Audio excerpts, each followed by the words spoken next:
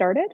Yeah, I'll just introduce for those people who don't know what On Point Nutrition is or who we are, because I know we've kind of opened it up to everybody, which is great. So we're from On Point Nutrition. Lisa is here as our special guest for our webinar tonight. On Point Nutrition is a virtual nutrition counseling practice, and we do a lot of lifestyle change. Actually, we do only lifestyle change, habit change, all of that good stuff around either weight loss, improving your relationship with food, and or any type of nutrition related diseases. We do it all. And yeah, that's my intro for On Point. And now I'm going to introduce Lisa, who is our special guest tonight.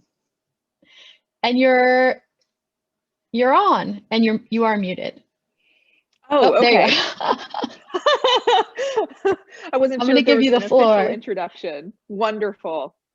I will take it from here. Well, welcome everyone, and thank you so much for the introduction. I've actually given about 4 other presentations so far to On Point, and I've loved it every single time. I really appreciate the general vibe and engagement. So yeah, for people who are popping in, feel free to let me know where you're from. Emily says the default seems to be chatting just to panelists, FYI. I think that's actually nature of the webinar.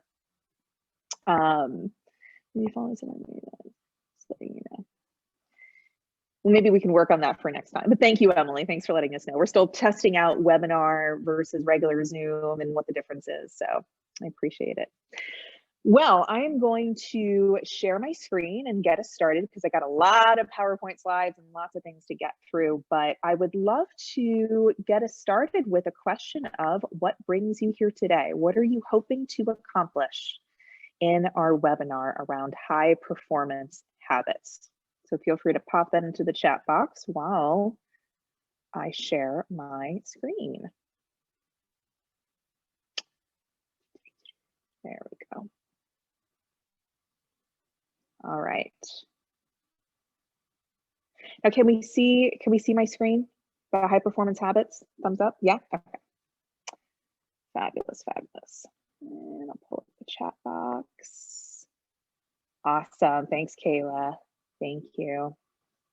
All right, so today's webinar is high performance habits, the 5 secrets to building better habits. And actually, as I was reviewing the slides and going through my own presentation, I realized that there was a lot of things that we can cover as far as high performance habits and what that actually means. Like, what does it mean to be a high performer? What does it mean to build better habits?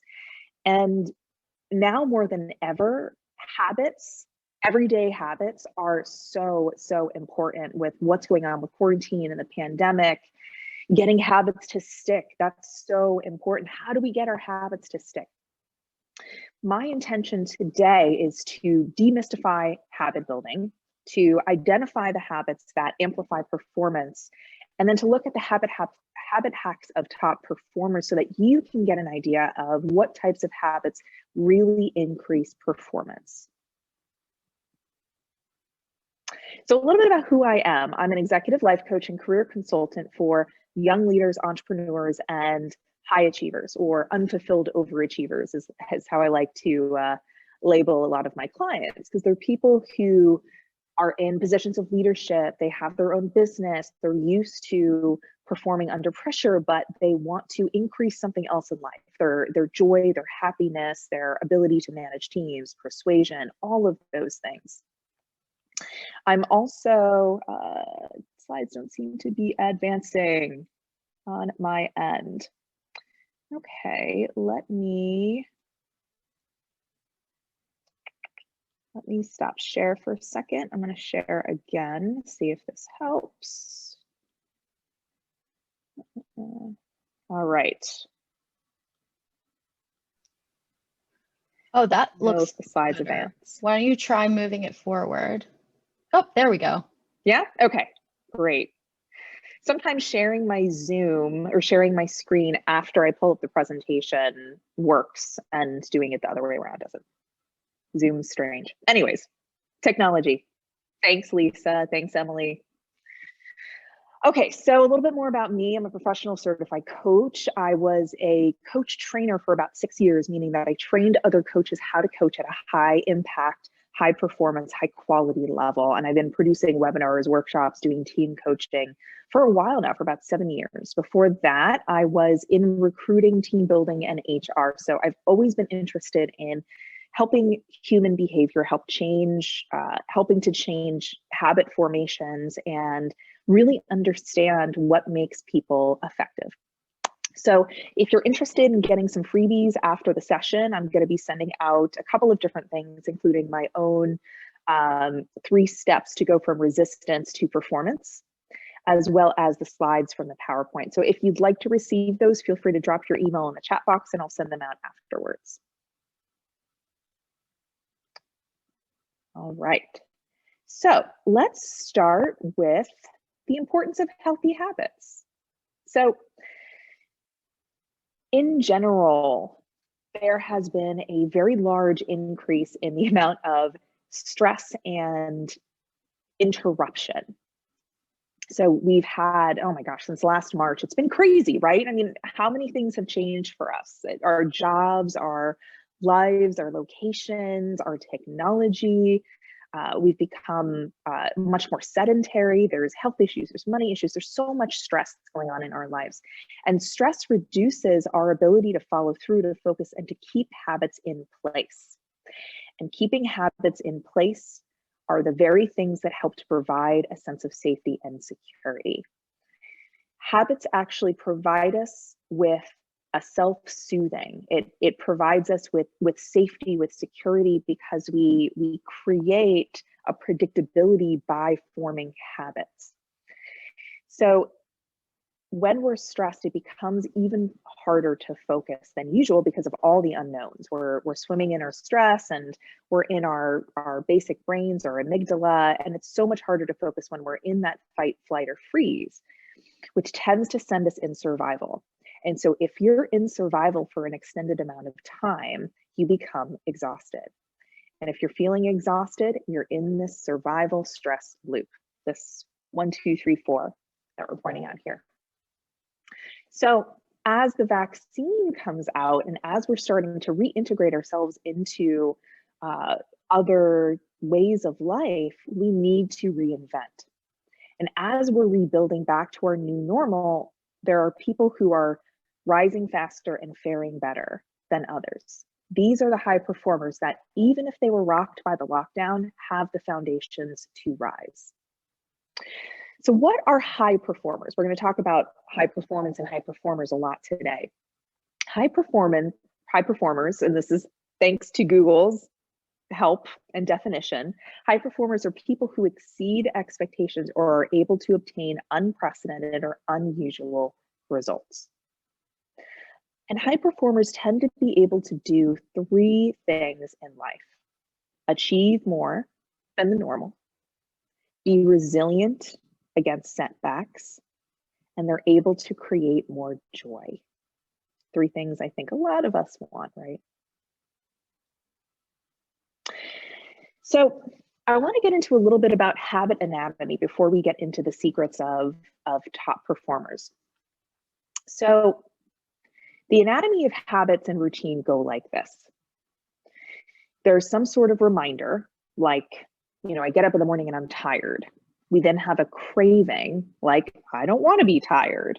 We then respond with a behavior, like, I'll have more coffee. And then there's some sort of reward, like, I'm less tired now that I have more coffee. So if you are similar to me and similar to the normal person, and you reach for, let's say, caffeine or some sort of energy something in order to give yourself a kick, then you get this. And consider that you've conditioned yourself to automatically reach for something that fixes the problem, but doesn't actually create a new foundation. We can get emotionally and behaviorally conditioned for things, not just a way of doing, but a way of thinking and a way of being. So when we talk in the coaching that I do about creating a new life and new leadership skills, new business habits, what we're really looking at as the foundation is our way of thinking that changes our habits, that changes multiple things at once, not just I'm less tired for the day because I drank some coffee. BJ Fogg, who's an author of Tiny Habits, says, give motivated people the ability to act right then and there, and that's all you need in order to change a habit. Now, strong habits are actually built when we can create a new action from the cue, I'm tired, so therefore, blah, blah, blah, I'll get coffee or whatever it is. So when we have a reminder of something that has us doing that old habit, then instead of doing that old habit, we interrupt it and go, okay, I'm going to try something different. Instead of I'm tired, I'm going to grab coffee. Why don't I meditate for 5 minutes or go for a walk or take on a project that really excites me? So one very easy example of this is that oftentimes when we think we're hungry or tired, we're actually dehydrated. So when we're able to cognizantly fill our bodies with water and hydrate ourselves, we will then be able to be less tired and less hungry. But you have to interrupt that reminder. You have to interrupt the trigger and create a new routine. So that's an example. Another example of this is social media. So instead of reaching for social media when you're bored or you're stressed or need a distraction, try interrupting it with something else and practice this. This is an interesting habit for people who are on social media. And if you're not on social media, I applaud you. You have been able to escape modern day pressures and comparison. But instead of reaching for social media, try doing something different. Try reading a book or drinking water or standing up and walking around a little bit. But that's a really easy practice to take on, especially for someone who's looking to get more sleep at night. Being able to put social media or screen time aside and simply have a bedtime routine. All right, that's habit anatomy, how habits are created. Any questions so far about habit creation, about the stress loop? Feel free to pop it in the chat box and I'll answer it as I go. Thanks everyone for your comments so far and dropping your email in there too. Okay, so let's talk about high performance habit how-tos. It's a lot of H's in that title.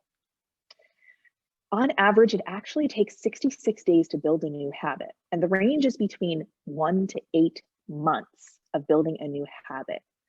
So my point here is to have patience. Creating new habits, especially high-performing habits, is about practice and progress rather than performance. Pun intended. That's a fact. Yeah, 1 to 8 months. But here's the interesting thing about high performers. They have high standards and big goals, right? They set those goals, but they focus more on progress than on the end line and on the goal line. So a lot of creating new habits are trial and error, figuring out what works for you, because there isn't just a one top habit hack that everyone needs to do and then they're high performers forever and ever. It really depends on your lifestyle, what works for you, your environment, how you functioned in the past. But usually success leaves clues. Success leaves clues for yourself and clues from others.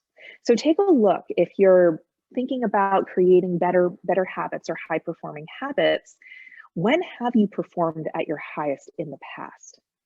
What were some of the routines, the environments, the support systems that created this? I was a high-performing soccer player at a young age. I was on this incredible travel soccer team in New Jersey, which produced all these, female Olympic soccer players like Carly Lloyd. And we traveled all over the place. And I oftentimes look back on the habits that I formed as a young woman playing soccer because I was quite successful. And I was able to fit all these things in. And so when I look back on my success in my own life, even starting from a young age, my success left clues. Now, you can also look to people like Tim Ferriss, Tony Robbins, Oprah, Michelle Obama, CEOs, and they all have some sort of habit that they speak about, like meditation, visualization. Tony Robbins has this incredible morning routine and habit of getting up and meditating and working out and then doing a cold plunge and all these really interesting things. But success and high performance habits leave clues. A great book that I'd recommend for people who are looking to increase their own performance is The Talent Code by Daniel Coyle. And he studied high performance by examining talent hotbeds all over the world. What he says is that greatness isn't born, it's grown, and everyone can develop a talent with the right mix of practice, motivation, and coaching. So high performance isn't just it's not just a thing that you're born with, it's a thing you can actually practice. Now, the last thing I want to talk about before I get into the 5 secrets is that I want to attribute a few things that have helped me to form my own habits. Thanks, Joelle. Thanks, Sandra, for dropping your email there. By the way, for anyone who joined late, feel free to put your email in the chat box and I'll send some freebies that I have afterwards. I'll talk about my freebies in just a second, actually. So some of the things that I've attributed to my own high performance habits include, like I mentioned, being able to perform athletically from a young age. And I was a student athlete too. I scored high on tests and in school. My habits started at a young age, and I've had many years of forming good, self-motivating, self-dedicated practices and habits. Now, there's some natural motivation for excellence and resiliency that some people are conditioned to have, but most of my knowledge actually comes from a combination of knowledge that I've accumulated from people like James Clear, BJ Fogg, and Brendan Burchard. Brendan Burchard wrote the book High Performance Habits. So easy book title to remember from this webinar. It's a great book, but I've been following these people for about 7 years, and I credit them a lot to the knowledge that I have around teaching habits. So another thing I wanted to let you know is that I also did a healthy habit building webinar, which is basically the basics of creating healthy habits and creating a solid lifestyle. So if you're interested in receiving that, I'll also send out that option in an email afterwards if you want access to that webinar. And I also have a bonus chapter to James Clear's book, Atomic Habits, called Atomic Habits in Business. So I'll send that out afterwards as well in the email. All righty, well, let's get into it. The 5 secrets to high performance habits. Thanks, Brittany. All right, so the 5 habits are purpose, producing energy, focusing on process, having a powerful mindset, and partnership. And we'll get into these in detail.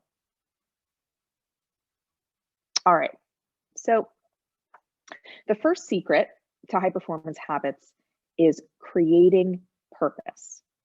Now, high performers create purpose in all areas of their lives, like with morning routine, in work, in friendships, and hobbies. So as a coach to high performing women, especially, I often focus on multiple areas in life, because if you're just creating purpose in one area, let's say work, then it's actually not useful. You are very much limiting your ability to create this habit of purpose. And purpose is really about the pursuit of the inquiry of what am I doing here, or what does this mean to me? If you've heard of the book A Man's Search for Meaning by Viktor Frankl, this is very thematic in the book. In that book, he has this wonderful quote that goes, "He who has a strong why can get through anyhow."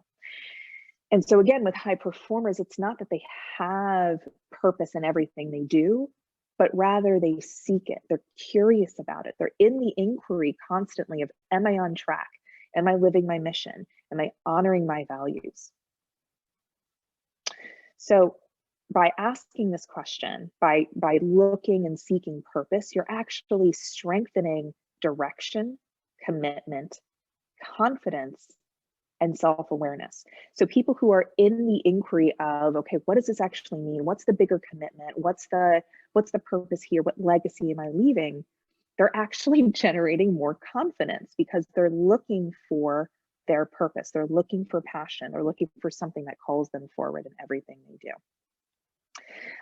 Oprah actually begins every meeting with the question, what's our intention and what matters? Which is kind of a cool habit. So in Building Better Habits, the other webinar, I talk about identity being the very first step to creating better habits. Identity is a version of purpose. If you have a higher purpose, like I'm on the planet to change systemic racism or to interrupt burnout for women, your identity might look like I'm the type of person that interrupts burnout and that seeks the ability to better serve my clients. And then you set your routines based on being that person. So ultimately, if you want to achieve a goal, work on becoming the person who has the lifestyle that meets the goal. It's not about a goal, but becoming a better person. So here's one of the things I would love for you to take away. This is why habits don't stick. We spend no time forming a new identity and all our time forcing ourselves to do the things that are counterintuitive to an old identity. So for instance, here's a common example. If I believe I'm lazy, I'm going to act lazy. But if I believe I'm a person who works hard and perseveres through anything, I actually have this very deep-seated belief that I'm stubborn. I'm Italian, so kind of comes with the territory. Then I'm the type of person that can get through anything tough. So instead of focusing on a goal, again, focus on the type of person you want to become. For instance, I'm the type of person that rarely misses a workout. That's a common example that James Clear uses. So I mentioned the secret sabotage. In general, focus on purpose-driven actions and seeking clarity around what that looks like on a daily basis, making choices according to the consistent actions and lifestyle of that person. And some questions to ask yourself is, how do I need to behave in order to meet that goal? What would that type of person who already does those habits do on a regular basis? So for each secret, I have a couple of boxes to concentrate on the right-hand side. So the first thing to look at, if you're interested in creating more purpose for yourself in life, and you want to become a high performer in certain areas, this is an audit that you can do around purpose. So ask yourself these questions. And if you're interested in any secret in particular, I encourage you to take a screenshot and to take these on as practices, as journaling practices. So some questions. What does your ideal self look like in this situation? How can I leave it all on the field today? That really creates purpose, right? How can I leave it all on the field? What skills do you want to develop and demonstrate? This also creates purpose. What kind of skills do you want to generate at work that will carry through no matter what it is that you do beyond that? And what type of service will you be providing? And service, I mean, not just customer service, but service to the world, the betterment of the world. There we go. So some examples of high performance purpose habits include having an agenda for every meeting, stating your team's mission and vision, keeping a journal and writing your year and monthly goals daily, and Sunday night intention setting and planning for the week. This creates purpose. You get to take a look at what you're up to all week. You get to seek out what really brings you meaning. Who here resonates with the creating purpose? Or if you want more purpose in your life, who's like aching for a little bit more purpose? Thanks, Brittany. And interestingly enough, purpose is one of those things that it's on a spectrum. It's not like you have it or you don't. It's, okay, how much purpose do I have in this? because there's always a purpose to what we do. It's just a matter of getting curious as to what that is, even if it's well, I want to like feel better about myself, or I want to avoid looking stupid, or I had to do this because my boss told me to. It's always a purpose. All right, moving on to secret number 2, producing energy. In Brendan Burchard's book, High Performance Habits, his research shows that most people lose energy throughout the day and are generally wiped by 2 to 3 p.m., but not high performance people. Now, why is that? Why do you think that is? He did a whole bunch of research. He ended up gathering data through Gallup, through Princeton University, and found that it's because high performers have mastered transitions, meaning going from one thing to the next without losing energy. Yeah, Lisa, that's great. Feeling like you default to automatics versus doing things purposefully. Absolutely. I think this just makes you human. I mean, most of the time we're living in automatics as human beings anyways. We live most of our lives from automatic, from our subconscious, from routines and habits, even if they're bad habits. So there are actually 3 pillars to producing energy. Number 1 is to simplify. The second is to take breaks. And the third is creating boundaries. Let's talk about these. Simplifying. How do you produce energy? The first thing is to simplify. The most important, okay, so I'm gonna quote, I actually don't know where this quote came from. I heard it from a friend a couple years ago and I will never forget it. The quote goes, "The most important thing is to keep the most important thing the most important thing." Meaning, find your priority, find the number 1 thing that's most important and keep it most important. We often overcomplicate everything, having multiple calendars, multiple social media accounts, multiple lists, multiple ways of organizing. There's so many options out there that we oftentimes will thin ourselves out. Challenge yourself instead to do one thing for each thing, or have one thing. I've always challenged myself to keep one calendar and one to-do list. Now, another thing is something that James Clear introduces, which is called keystone habits. And a keystone habit is a routine or ritual that naturally pulls your life into line and creates a cascade of good behavior. So for me, it's that list. Every single day, I sit down to my desk before I do anything, before I work, and I make one list that combines today's most important priority work items, personal items, and my weekly goals. So I make one list and I go, okay, what are my weekly goals?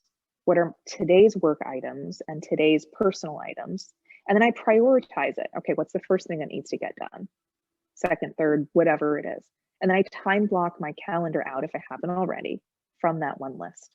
And that behavior sets me up so well. I'm so organized on a daily basis for that reason only. All right, keystone habits complete. The second thing is to take breaks. So if you've heard of the Pomodoro method, then you really get this. The Pomodoro method goes like this. You either work for 25 minutes and take 5 minutes off, or work for 50 minutes and take 10 minutes off. And that 5 to 10 minute break really helps you to digest information. We live in a world that's going nonstop based around consuming and producing more. And on the one hand, it's great, but on the other hand, it saps mental and emotional energy. So in order to operate at our best, we have to recharge. And digestion, taking that time to clear our brains, moves the energy and resets our mind so we can focus on the next. The more you digest, the more energy, creativity, and elevation you'll have. And interestingly enough, by taking a 5-minute break, you are saving yourself time because it takes roughly 20 minutes to refocus when you're switch tasking than if you're being proactive. Lisa asks, one of the challenges is prioritizing the list because it feels like it takes too long. Well, I'm wondering how how you're listing things out. For me, it takes less than 5 minutes to make a list on a daily basis. Or do you mean checking things off the list? If it's checking things off the list, then my suggestion there is to not feel like you have to complete everything. And actually, going back to the simplification, what I look at is, okay, if I get nothing else done today, what is the one thing that if I accomplish this, I will consider today a success? And I put that first and I work on that first. That's my priority. So if you're struggling, Lisa said a combination of both, I guess. This is a great question, by the way. If you're struggling with sitting down to make a list, then there's some sort of subconscious behavior or belief that's preventing you from taking 5 minutes, because it should be very quick. It should be 5 minutes. I'd challenge yourself to set a timer for 5 minutes. Do the best you can in making a list of what you need to do that day and not going past 5 minutes. Just using the list that you have. So if you're struggling with that, then look at the subconscious belief. What's the thing that's running? The belief that by not making the list, you're somehow doing more, because that's just not true. By setting yourself up for success, you're focusing more, you're prioritizing more, you're playing the long game instead of the impulse, what do I need to do right now? That's at least the way that my brain works, and the way that most people's brain works when it comes to scheduling and organizing. Our brains are like, okay, well, what can we do right now to get that quick hit of achievement? But this is really about the foundation, the long game. Prioritizing for the week versus the day. The one thing for the day that makes it, yeah. Lisa said what you said about the one thing for the day makes it much more manageable. All right. Let's see, what is next? Ooh, boundaries. Okay, the last thing I want to talk about here is boundaries. So some examples of boundaries that high performers use are time blocking, calendar blackouts, meaning no meetings, no calls, this is my creative time, saying no more, as in limit your on time and expand your creative time, and create mandatory lunch breaks away from your desk. This aids the digestion, right? And it creates some boundaries too. It teaches you to generate boundaries and to keep, your life and your ability to move energy away from needing to pour out.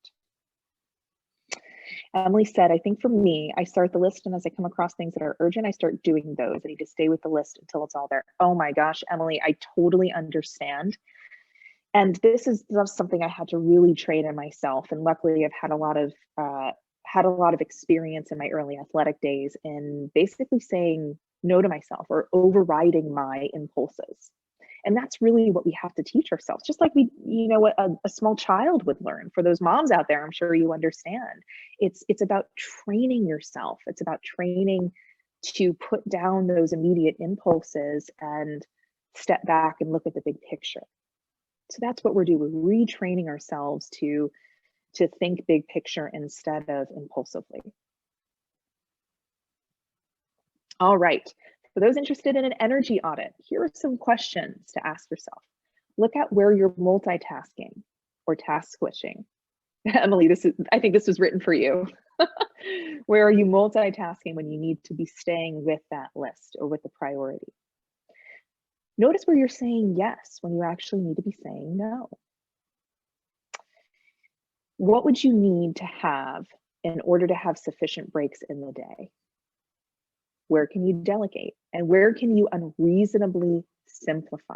I like that word, unreasonable. Here's an example of energy habits for high performers. They block out their calendar and have blackout times. I work with a woman who's head of recruiting at a very, very large company. And this is one of the first things that we worked on is where are you able to create blackout periods where you can work on higher level things, where you can say no to email, no to calls, no to meetings, and absolutely positively work on what you need to work on. And it's so necessary when it comes to high performers because you need that time to think creatively. They also use the Pomodoro method. They take breaks. People who are high performers also have meditation or digestion breaks. They have lunch, they walk around the block, they take 5 minutes, and they get up from their desk and they stretch. Another thing that I worked on with this client is also limiting meetings. So having a no more than meeting limit, no more than 4 meetings a day, that's it. And they also schedule breaks of joy, connection, and creativity.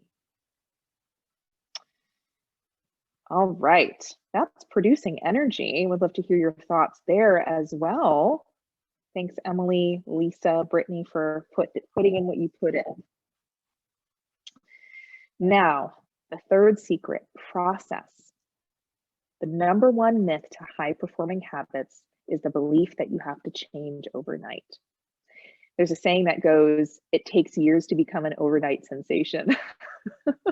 And it's true, we set our sights on a goal, we become attached, and then we believe we have to be an immediate success in order to achieve it. Instead, play the long game. Creating new habits and increasing performance is something that is not done overnight, something you have to commit to for the long run. So get more focused on the repetition and the process rather than the event itself. So here's a practice for you. If you're interested in learning patience with the process, is to start thinking 5 steps ahead. Start thinking 5 steps ahead.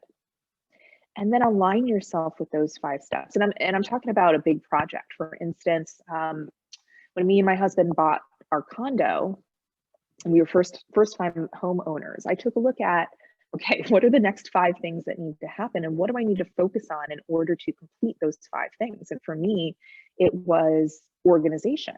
I absolutely needed some sort of document to keep myself organized. Who do I need to call? When do I need to call them?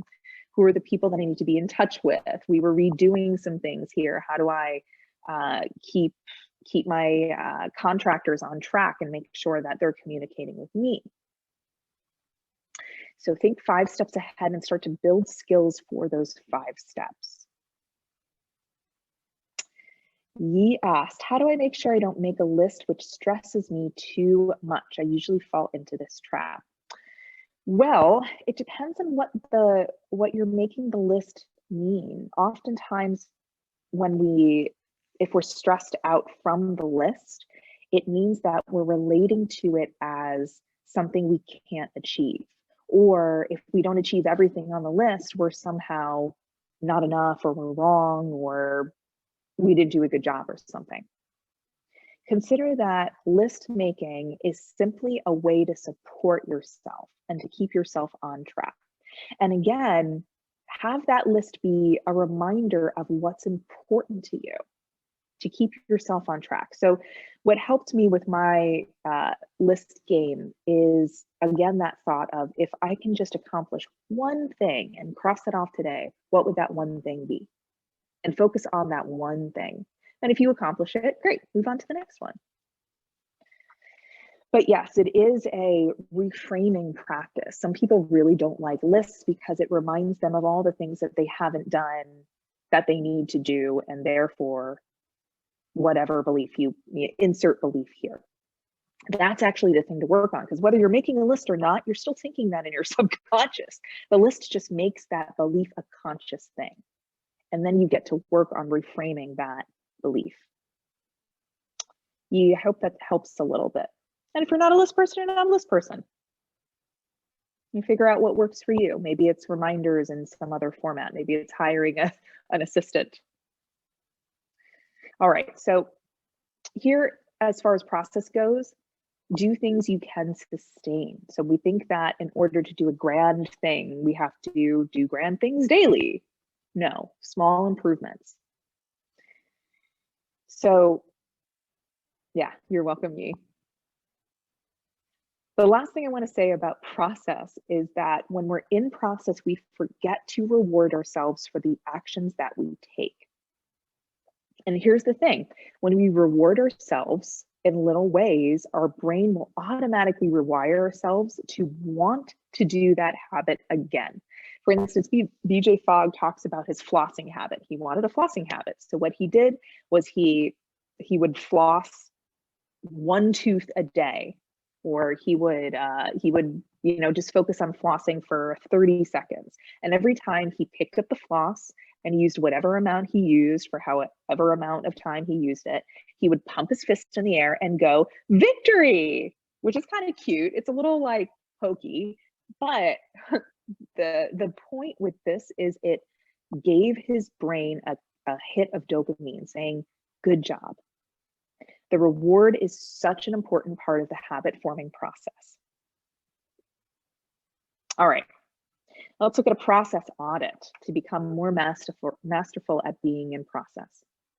So take a look at the daily practices that you can take on, that you can sustain for a long period of time, like flossing or making your bed or reading one page in a personal development book every day, or meditating for 5 minutes using the Calm app, or going for a 10-minute walk. All of these are process oriented.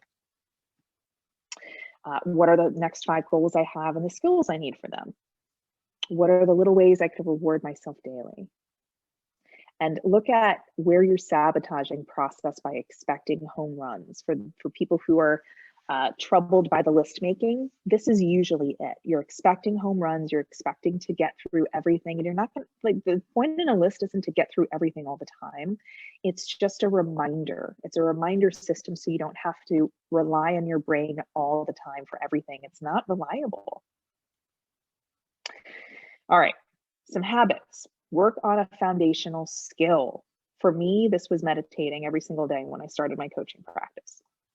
Another habit is to have SMART goals, but also milestones that build. So my SMART goal was to be able to meditate for 30 minutes and be really in the zone. So I started with 3 to 5 minute meditation every single day for a month. Definitely built up the habit, and it helped my ability to be present and focused. That was so cool.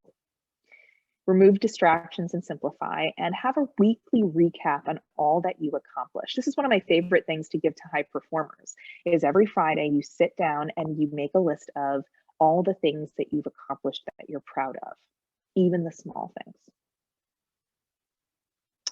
All right, friends, list some more questions out if you have any questions.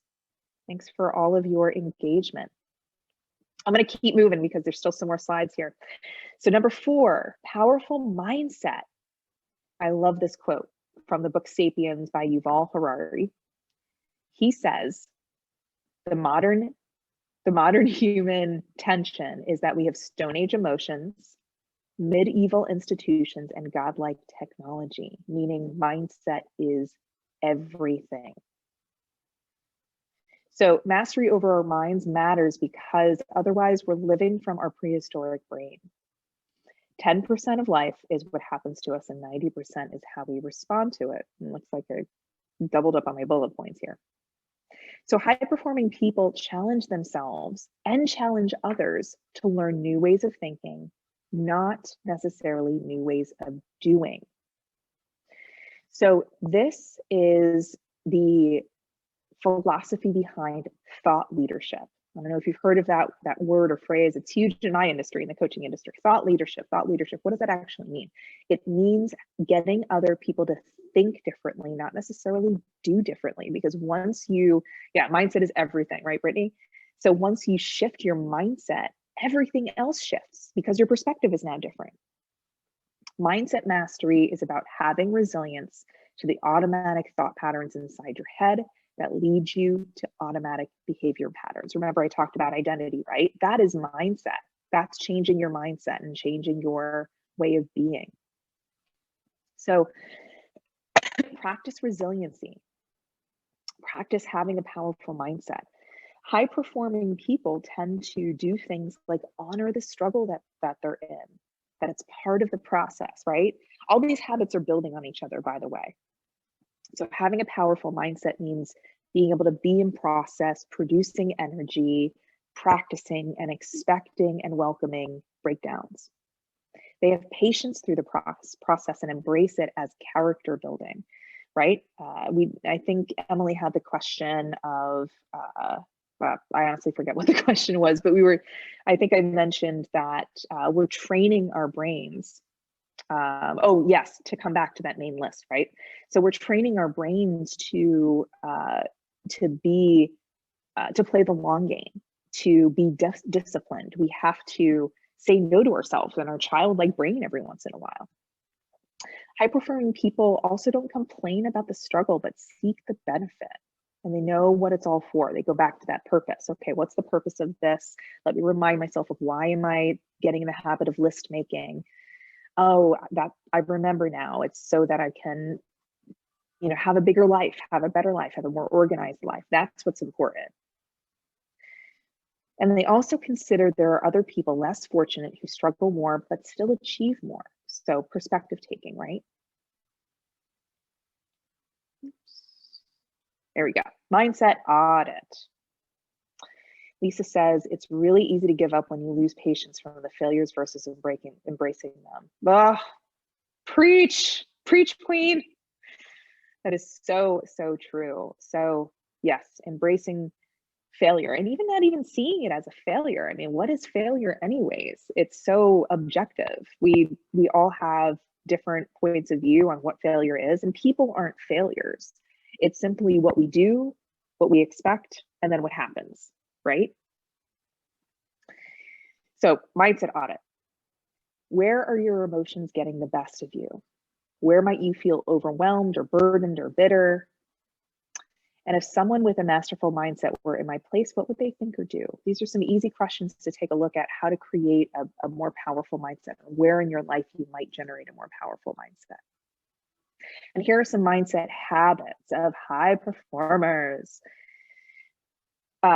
So the Dalai Lama always says that if you are stuck in one particular point of view, challenge yourself to seeing that thing, that situation, that person, or that belief from 7 different lenses. And he teaches that to other Buddhists.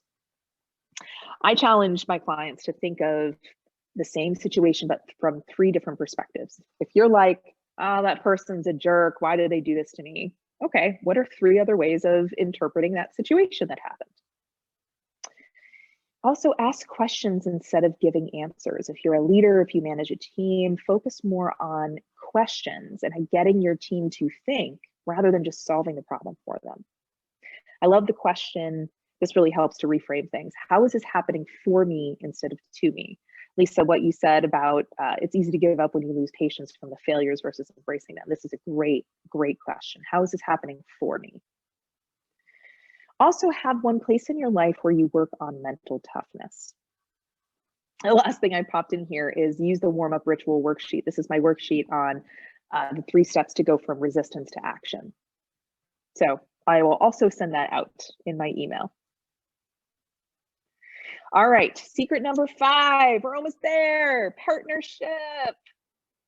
This is my quote: follow through is hard when partnership is absent. And I have found this to be incredibly true, especially when it comes to entrepreneurship. And my profession of life and leadership coaching was born from this need for partnership and accountability. You cannot stick with a habit unless you have a support system with yourself or with others. And I have my own follow-through recipe here, which is equal parts structure, equal parts partnership, and equal parts practice. Another doubling up of bullet points here. But one very easy way to create accountability is to set intentions, to write something down. If you write something down in what you're intending to do, let's say for the week or for the day, you are 3 times more likely to do it. As in, this week, I will go to the gym on Thursday at 5 p.m. and I will set a calendar reminder. By writing it down, you're 3 times more likely to do it. So I'm going to go through support structures in just a second, but support structures are not mysteries. The most important thing is to make a declaration, know that you will be uncomfortable, and have structures and reminders sufficient to your resistance. So some partnership questions. Who can you hire or who can help you hold you accountable? Brittany, On Point, the whole structure of On Point is meant to be a partnership structure. Ask if you're scheduling everything and you're adhering to it. And if one reminder doesn't work, how many reminders do you actually need? Do you need 6, 7, 10? Sometimes it's just a matter of setting more than one reminder. All right, here are some partnership structures. The first is to schedule things out. The second is to set boundaries, say no to things. The third is to create reminders, as many reminders as you need. Keep statements where you can see them, reminders where you can see them. And activate partnered accountability. So take a look in your own life right now. What are some ways of holding yourself accountable currently? Is it your spouse? Is it your kids? Is it your calendar? Is it On Point? Is it your lists? What are ways that you are held accountable? Accountability breeds responsibility, said Stephen Covey. All right, last thing I'm going to do is to go through the top 10 habit hacks of eventual millionaires. This is fun, right? The first habit is to design your environment. Environment is the single most important thing that forms habits in the long run. So basically, if you are, I know Brittany's gonna love this, if you are looking to cut out sugar in your diet and or in your lifestyle and your whole house is surrounded by sugar, then you'll probably relapse. Environment is everything. So arrange the environment to make it easier to promote good behavior and harder to promote bad. A lot of high performers you'll find really seek, it sounds a little silly, but seek houses and offices that have a lot of natural sunlight. Why is that? It promotes a good environment for many reasons. The second habit hack is visualization and journaling. All top athletes comment on how visualization is the key to any good performance, right? Because if you visualize it, your body will automatically start to think and follow through. Third is mastering your mindset. We talked about that in secret number 4. Prioritize rest and exercise. 97% of adults feel better after exercise, according to Psychology Today. So makes you feel good. It adds energy. Making mistakes. Yes, experiment, be creative, take some risks, calculated risks. You know, don't flush all your money and life down the toilet, but take a look at, okay, well, you know, what is something I want to challenge myself to? And be okay embracing failures. I love what Lisa Voss, I hope I pronounced that right, said about it. All right, eliminate excuses. Know that 10% of life is what happens and 90% is how we respond. We can control our attitude and actions. So this has you be responsible for your life instead of being a victim.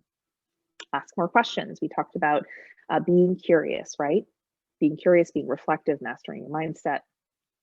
Take constructive creativity breaks. Go outside, have free space. Enjoy yourself, find joy. Vigorously sharpen the saw, says Stephen Covey, the author of 7 Habits of Highly Effective People. So always look for where you can improve your character, your thinking, or your actions. The last thing, surround yourself with people smarter than you. This is something that I have done my entire life to my detriment. I would intentionally move myself up, challenge myself to compete against people above me, beyond me, better than me, and it would help me to rise to performance. So a couple of examples of strong habit formation is Tim Ferriss. He has 5 morning rituals that get him into a productive state of mind. He makes his bed, he meditates, he exercises, he has a tea drinking ritual, and he journals. A lot of high performers will have some sort of routine around this and then intersperse it throughout the day. And if you're an entrepreneur, show me video. Yes, if you're an entrepreneur, here are some other daily habits of most successful entrepreneurs. We're running out of time, so I'm not going to go through this today. But I want to end on the idea that practice makes progress. So take a screenshot of this. You can go back to the slides once I send them out and pick up one new practice or one habit that you want to take on, one of the secrets. All right, so your turn. What are you taking with you? Or what are you taking on? I'm gonna put up the gifts and takeaway. What questions do you have, or what really resonated with you today? Just gonna give us a couple of minutes. And again, if you haven't already dropped your email into the chat box. Oh, it looks like I can't save the chat. Ooh, I'll just take some pictures of the emails. Okay.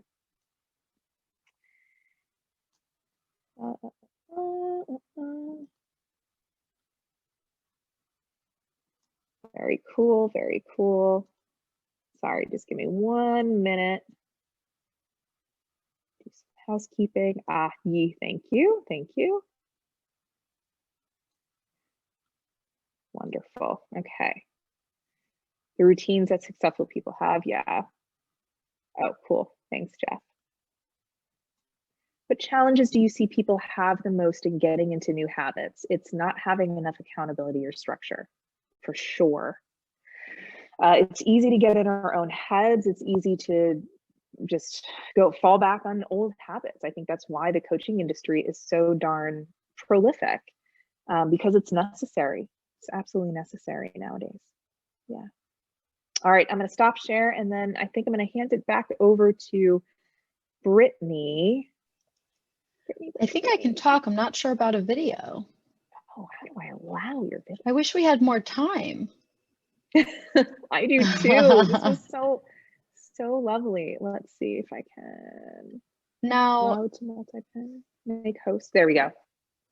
Change host. Here I am. Wait. And I'm back. Okay. So I wish we had more time here. This was so enlightening. This was great for everyone who's here, and then anyone who you might know who has signed up but didn't show up. You'll all be getting an email with Lisa's contact information and a recording of this webinar. So you don't have to rush to screenshot things. We're going to send you all of that material. And then Lisa, did you get the emails that you needed, or I can probably give you the emails? That would actually that would actually be fantastic. I took screenshots of everything, which is would take a little while to translate it. So yes, if you could send that to me, that would be lovely. Yeah, we'll take care of that on the back end. But everyone will be getting materials from me, materials from Lisa, and it's been great. This was awesome. But if anyone has questions, you'll get Lisa's contact info by tomorrow. And I hope everyone has a great night. Lisa, I'm sorry to rush you through at the end, but we could have done 2 hours. I mean, really. Easily. Yeah, I need to condense my slides a little bit more next time. No, we need to make longer webinar slots. That's what we need to do. Oh, I like that option. Well, it was lovely to be here. Thank you so much for having me. I love the On Point community. We love you. So anyone who has questions, again, you'll get Lisa's info. You'll get an email from us. We've got you covered. And we'll see you next time. Bye-bye. Have a good night. Bye, everyone. Bye, everybody.